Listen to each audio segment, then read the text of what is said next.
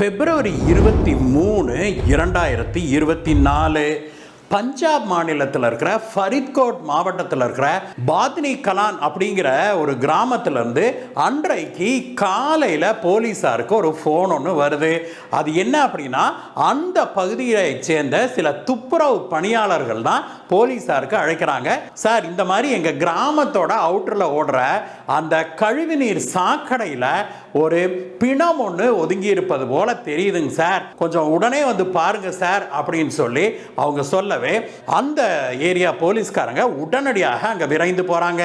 அங்க விரைந்து அவங்க போய் பார்த்தபோது அந்த துப்புரவு பணியாளர்கள் சொன்னது போலவே சாக்கடையில் ஒரு ஓரமாக பாதி அழுகிய நிலையில ஒரு இளைஞனுடைய உடல் கிடக்கிறத போலீசார் பார்க்கறாங்க. உடனடியாக அந்த உடலை கைப்பற்றி போலீசார் அந்த உடலை வைத்து ஆய்வுகள் மேற்கொள்றாங்க.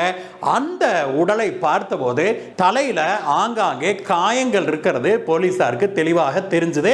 யாரோ இவரை அடிச்சு கொண்டிருப்பாங்க போல இருக்குது அப்படிங்கிறத மட்டும் போலீசாருக்கு தெரிந்தது.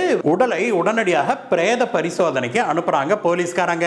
அந்த இளைஞன் அணிஞ்சிருந்த கால் சட்டை, கை சட்டை, பைகளை எல்லாம் போலீசார் ஆராய்ந்த போது அந்த இளைஞனுடைய ஐடி கார்டு ஒன்று கிடைக்குது போலீஸ்காரங்களுக்கு. அந்த ஐடி கார்டை எடுத்து பார்த்தபோது அவன் பக்கத்து கிராமத்தை சேர்ந்த ஒரு 13 வயது பையனான மணிகரன் சிங் அப்படிங்கிறது போலீசாருக்கு தெரிய வருது.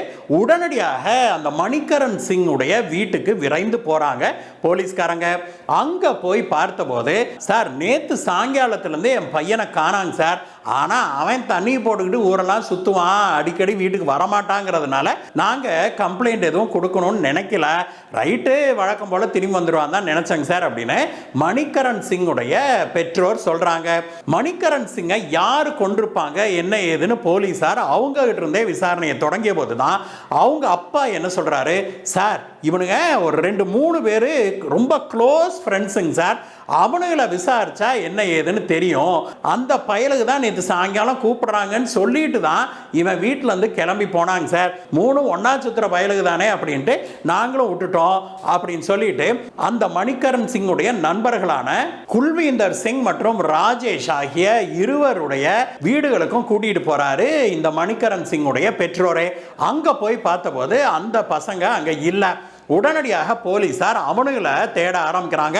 அவங்க வீட்டில் விசாரிச்ச போது அவங்க 2 பேருமே பக்கத்தில் இருக்கிற டவுனுக்கு போயிருக்கிறாங்கன்னு தெரியுது. உடனடியாக போலீசார் அங்க இருக்கிற பஸ் ஸ்டாண்டுக்கு காவல் போடுறாங்க. ஒரு சில மணி நேரங்கள்லயே இந்த இருவருமே வெளியூர்ல இருந்து திரும்பி வந்து அவங்க ஊர்ல பஸ் ஸ்டாண்ட்ல இறங்கும் போது இருவரையுமே வளைச்சு பிடிக்கிறாங்க போலீஸ்காரங்க.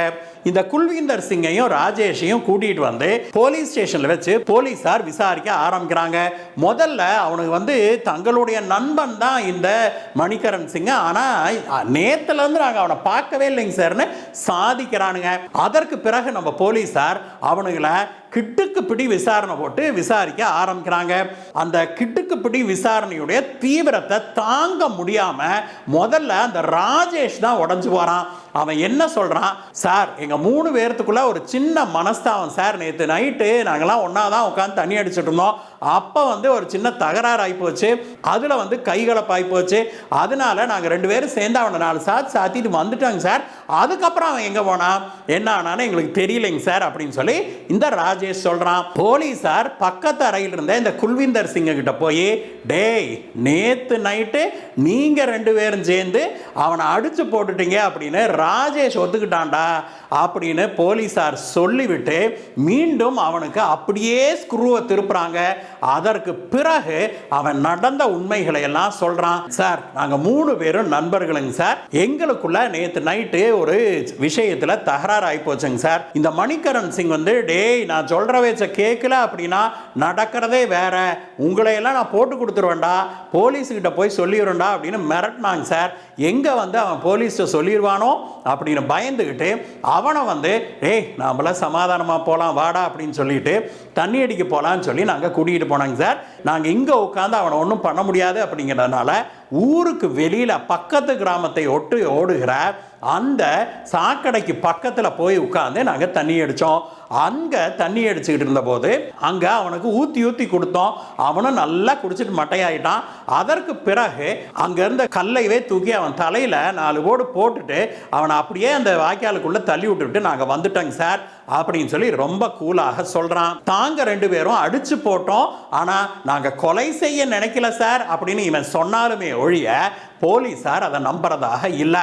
அது மட்டும் இல்ல, அந்த குல்வீந்தர் சிங்கும் ராஜேஷும் சொன்ன ஒரு விஷயத்துல ஒரு விஷயம் போலீசாருக்கு ஒரு நெருடலாக இருந்தது. அது என்ன அப்படின்னா, ஒரு குறிப்பிட்ட விஷயத்துல எங்களுக்குள்ள தகராறு ஆயிடுச்சுங்க சார், அதை மணிகரன் சிங் போலீசார்கிட்ட போட்டு கொடுத்துருவேன்னு சொன்னாங்க சார். இவன் சொன்னானுங்க இல்லையா, அதுதான் போலீசாரை யோசிக்க வைக்குது.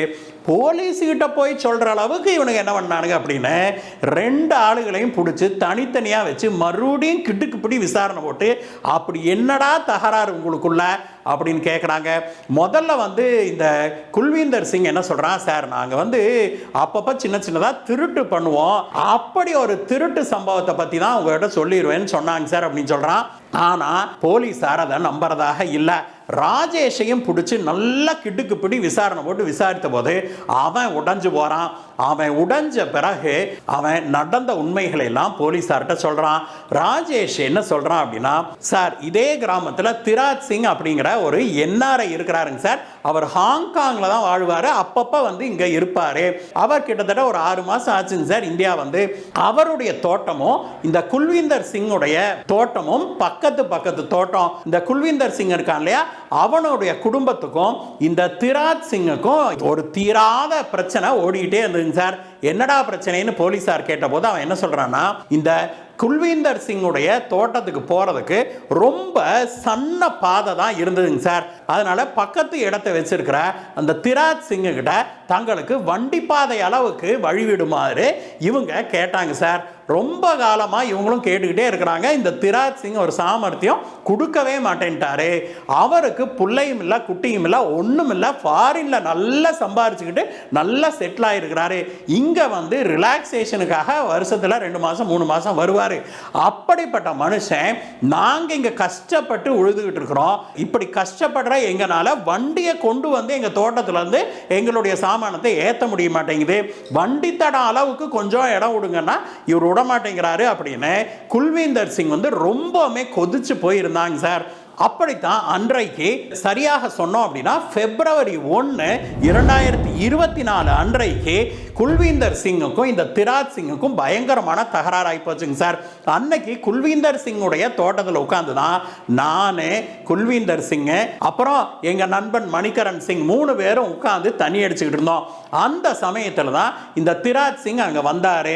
அவரை பார்த்தோன்னே குல்வீந்தர் சிங் போய் மறுபடியும் இந்த மாதிரி எங்களுக்கு கொஞ்சம் இடம் கொடுங்க, ஏங்க இப்படி பண்றீங்க அப்படின்னு பேச ஆரம்பிச்சோன்னே அவர் எங்களை எடுத்தெறிஞ்சு கண்டபடி பேசினாருங்க சார்.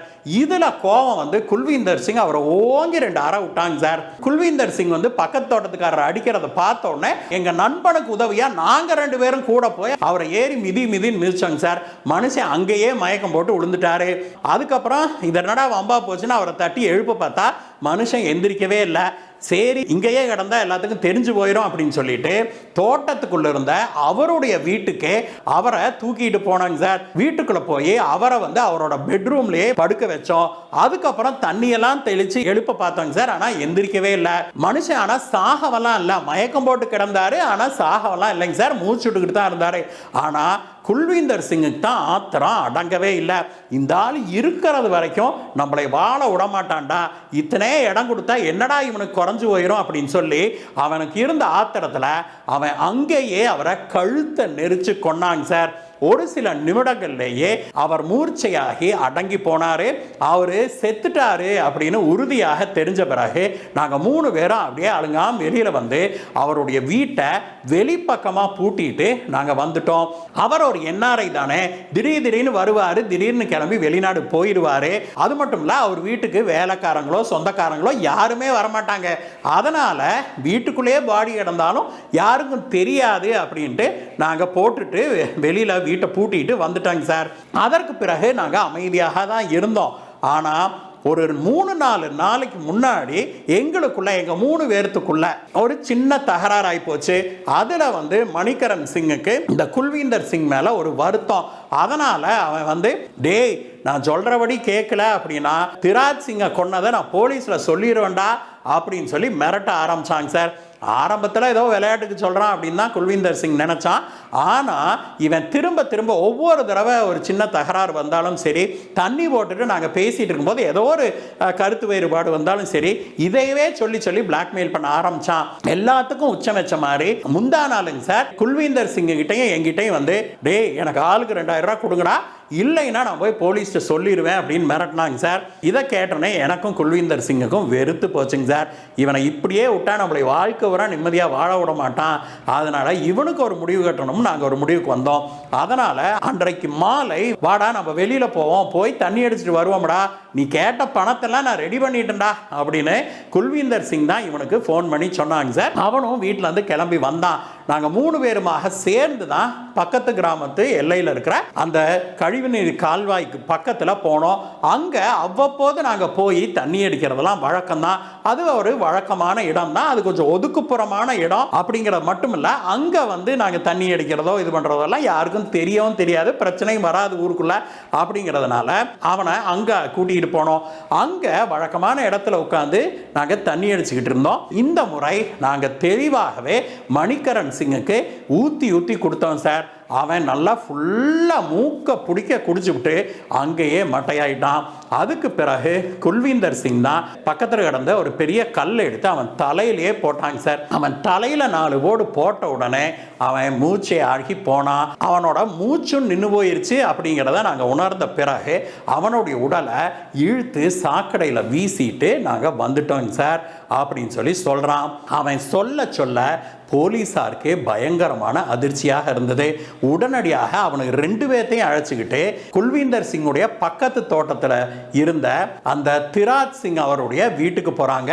வீட்டு கதவு வெளியில் பூட்டி இருந்திருக்குது. பூட்டை உடச்சிக்கிட்டு உள்ளே போய் பார்த்தா அவன் சொன்னது போலயே அவருடைய பெட்ரூமில் கட்டல் மேலே அழுகிய நிலையில் திராஜ் சிங்குடைய உடல் கிடக்கிறத போலீஸார் பார்க்குறாங்க.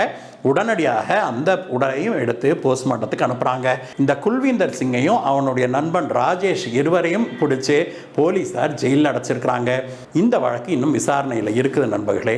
இந்த வீடியோவை பற்றிய உங்களுடைய கருத்துக்களை சொல்லுங்கள் நண்பர்களே. மீண்டும் உங்களை வேற ஒரு வீடியோ சந்திக்கிறேங்க. பாய்.